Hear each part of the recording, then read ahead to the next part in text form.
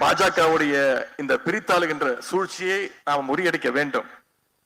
விரைவில் பாசிச பாஜகவுக்கு எதிராக ஒட்டுமொத்த இந்தியாவும் திரும்புகின்ற நிலைமை ஏற்பட போது அதற்கான விழிப்புணர்ச்சியை ஒட்டுமொத்த நாட்டுக்கும் கொடுக்கின்ற தத்துவமாக நம்முடைய திராவிட மாடல் தத்துவம் நம்முடைய அரசு இன்னைக்கு செயல்பட்டு இருக்கு.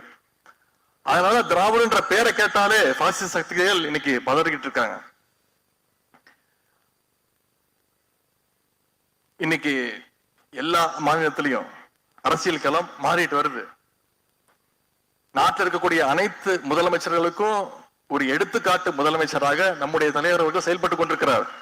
சமீபத்தில் நீங்க தொலைக்காட்சியில பார்த்திருப்பீங்க, பீகார் மாநிலத்துடைய தலைவர் சகோதரர் தேஜஸ்வி யாதவ் முதலமைச்சர் வேட்பாளர் அவர்கிட்ட ஒரு பேட்டி எடுக்கிறாங்க. அகில இந்திய தொலைக்காட்சி நிறுவனம் பேட்டி எடுக்கும்போது கேட்கிறாங்க, இந்தியாவிலே சிறந்த முதலமைச்சரா நீங்க யாரை நினைக்கிறீங்கன்னு கேட்கும் போது அவர் ஒரு செகண்ட் கூட யோசிக்காம பதில் சொல்றாரு, தமிழ்நாட்டுடைய முதலமைச்சர் என்னுடைய சகோதரர் அப்படின்னு சொல்லி நம்முடைய தலைவர் பேரை சொல்றார்.